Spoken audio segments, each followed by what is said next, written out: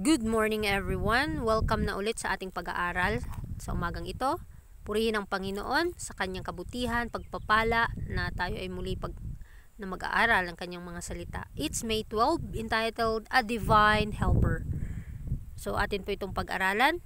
Sabi sa 1 Corinthians chapter 2 verse 10, But God hath revealed them unto us by His Spirit, for the Spirit searcheth all things, yea, the deep things of God. So, ito yung pinagkaloob ng Diyos sa atin, At pinagkaloob niya sa atin yung banal na Espiritu para ating maunawaan ang kanyang kalooban sa pinakamalalim na ugnayan natin sa ating Panginoon.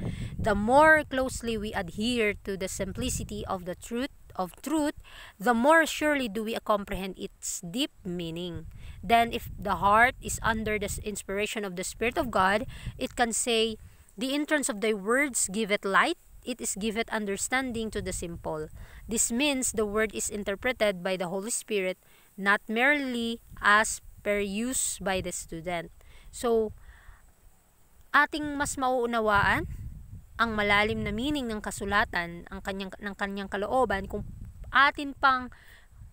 tayo ay mas lumapit sa kanya ng na may simplisidad, may pagkasimple, na mas atin pang angkinin ang katotohanan ito, at para makasigurado tayong makomprehend natin ang pinakamalalim na meaning ng katotohanan. At ang ating mga puso, kapag ito'y under na ng inspirasyon ng Diyos sa kanyang banal na Espiritu, masasabi natin na ang bukas o ang entrance ng kanyang mga salita ay nagbibigay kaliwanagan at nagbibigay ng kaalaman sa mga sa simpleng tao. Nagkakahulugan na ito na ang salita ng Diyos ay ipinaunawa sa atin ng banal na Espiritu upang atin pang mas malakaran ang mga katotohanan. It is not the mere letter of the words which gives the light and the understanding, but the word is in a special manner written upon the heart, applied by the Holy Spirit, to the mind and heart consecrated to God. An increase in measure of understanding is given as the light of communicated to others. So, ito yung basihan na tayo ay nakikipag-ugnayan sa ating Panginoong Hesus kung maipapakita natin ang pag-ibig natin sa ating kapwa. At ito yung salita ng Diyos na nagbibigay kaliwanagan at pag-iintindi sa ating mga isipan, at ang pinaka-special manner na nasusulat o pinagkaloob sa atin, ang mga bagay na ito, itinatak sa atin, isinulat sa ating mga puso, at atin itong maa-apply sa pamamagitan ng kanyang banal na Espiritu. Ang mga katotohanan, ating malalakaran kung ating ipagkakaloob sa Panginoon ang ating mga puso. At ang ating pag-iisip ay talagang itinalaga na natin sa Diyos. Pinagkaloob na natin sa kanya ang lahat. At magkakaroon tayo ng pangunawa na nagbibigay kaliwanagan upang ating maibahagi sa mga tao ang katotohanan. The more room one shall give for the entrance of the Word of God, the more he is enriched intellectually as well as spiritually. He will have a clearer and less biased judgment, and his views will be more comprehensive. His estimates of spiritual things will be more correct. So, kung marami tayong mga pag-iisip patungkol sa banal na kasulatan, mas atin pang saliksikin ang kanyang mga salita, ito'y magbibigay sa atin ng kaunawaan. At marami siyang mga rooms sa ating mga mind na papasukan, at ito'y tutubo sa ating mga puso at malalakaran natin ito. Intellectually, bibigyan niya tayo ng karunungan as well as spiritually. At ito'y napakaklaro na ating makikita ang darating na paghuhukom kung ano tayo sa harap ng Diyos. Ating mas mauunawaan ito at ating makukomprehend yung mga bagay na makalangit. At ipinagkaloob niya sa atin ang mga spiritual na bagay upang ang ating mga kahinaan ay makoreksyonan. Ang ating mga pagkakamali, ang ating mga pagkadapa sa buhay ay may kagalingan. At ito'y magbibigay sa atin ng tagumpay.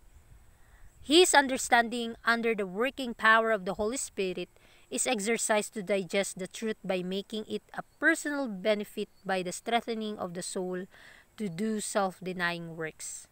So, ating pang mas maiintindihan kapag tayo ay under na sa kilos ng kapangyarihan ng banal na espiritu, ito'y ating ma-exercise at madadigest ang katotohanan sa ating mga buhay, at ito'y magpapalakas sa kaluluwa. At ito'y magkakaroon agad tayo ng self-denying works. Ano yung self-denying? Na anuman yung mga gusto natin, hindi na natin yung gagawin.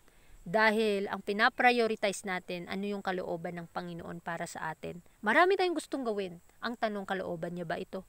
So, kinakailangan na ipagkaloob natin ang ating mga puso para yung mga desire, mga plano natin sa buhay ay maging under ito ng kanyang banal na presensya. At tayo ay gagabayan tungo sa kaligtasan, tungo sa tunay na landas ng buhay. Oh, I thank the Lord with heart and soul, and voice that the Lord can, by the entrance of the word into the heart, enlarge our faculties of understanding distinctly and clearly, not only spiritual things, but the temporal things with which we are connected. So, napakaganda na pinagkalooban niya tayo ng pagpapala ng Panginoon. Spiritually, temporal things, lahat ng bagay na ito, kapag ginamit natin sa Panginoon, mas lalawak pa ang ating pangunawa, mas dadami pa ang ating kaalaman patungkol sa Kanya. At kinakailangan tayong magpasalamat sa Diyos dahil binagkaloob sa ating mga puso ang Kanyang mga salita, at ito'y nagbabago sa atin, sa ating mga buhay. Ito'y nagbibigay ng kagalakan sa ating mga puso, at ang salita ng Diyos na siyang entrance ng ating pangunawa, dahil the fear of the Lord is the beginning of wisdom, kinakailangan na ating pang-angkinin ang kanyang mga pagpapala, at pinigyan niya tayo ng katalinuhan upang ating klarong mas maintindihan ano ang mga spiritual na bagay, as well as spiritual thing and temporal things which we are connected. The sanctifying grace of God upon the human mind sanctifies the reasoning powers. This will be kept before the mind. Will this action that I propose to enter into glorify God? So, ang pagpapabanal ng biyaya ng Diyos sa buhay, sa isip ng tao, ay ito'y nagpapabanal sa kanyang mga reasoning powers. Ito yung pinakapunto natin. Paano natin mapapasukan ng kabanalan ng ating mga isipan, dahil dito nakaugnay ang ating kaligtasan. Paano natin pipiliin ang Panginoon kung ang ating power of willpower ay sira na? Ito yung sinisikap ng kaaway na mawala.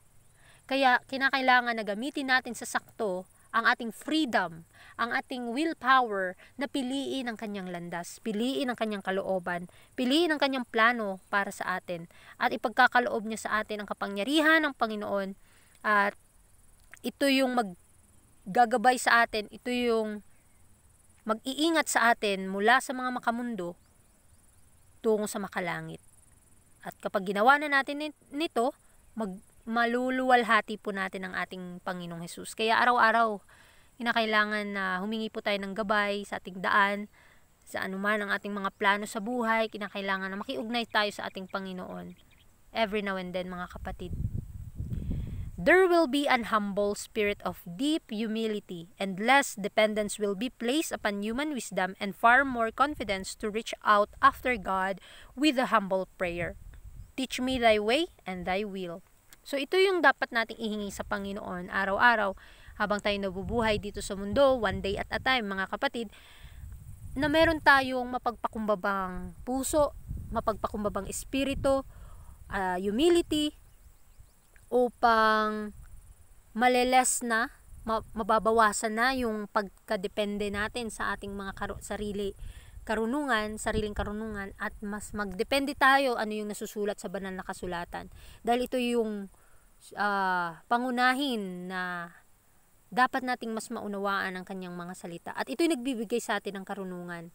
At magiging wise tayo sa panahon na tayo ay tinutukso, tayo ay makakawagi.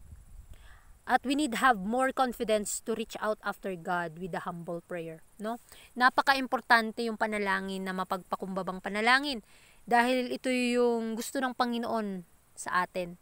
Na ipanalangin natin talaga na bigyan niya tayo ng mapagpakumbabang puso, mapagpakumbabang mga salita, mga gawa, upang ano yung mga correction O hindi mahihiya ang mga taong makoreksyonan tayo.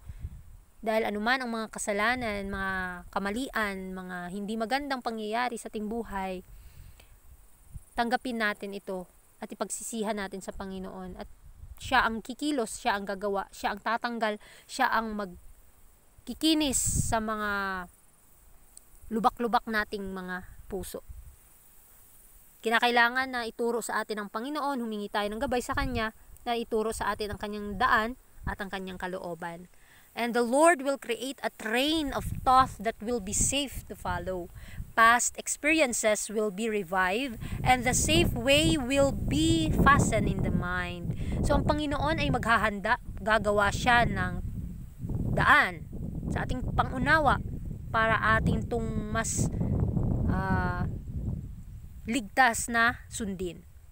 Ang ating mga nakalipas na mga eksperyensya, ito'y magbibigay sa atin ng kabuhayan sa ating pananampalataya at ito yung magbibigay sa atin ng daan tungo sa kaligtasan at sa ating pangunawa tungo sa makalangit na bagay. The divine power cooperates with the human. Ito yung lagi nating tatandaan, na tayo nakikipag-cooperate lamang sa mga ahensya ng langit kung papaano niya tayo ililigtas.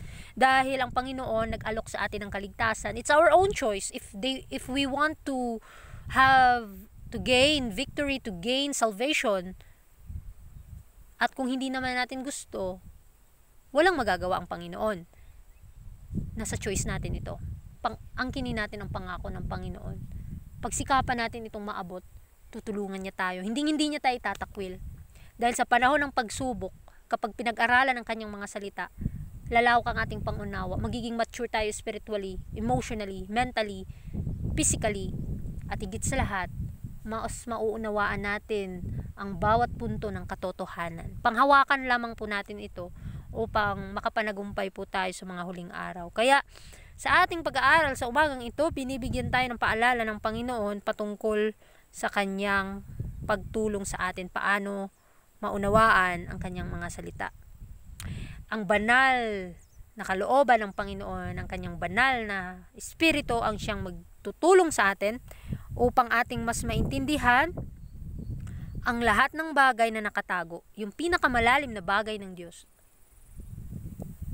Ibinigkas niya ito sa pinakasimple, pinakamalawak, na mas maintindihan kahit ang bata makakaintindi nito. Kaya muli, maraming salamat sa inyong pakikinig at God bless po sa ating lahat.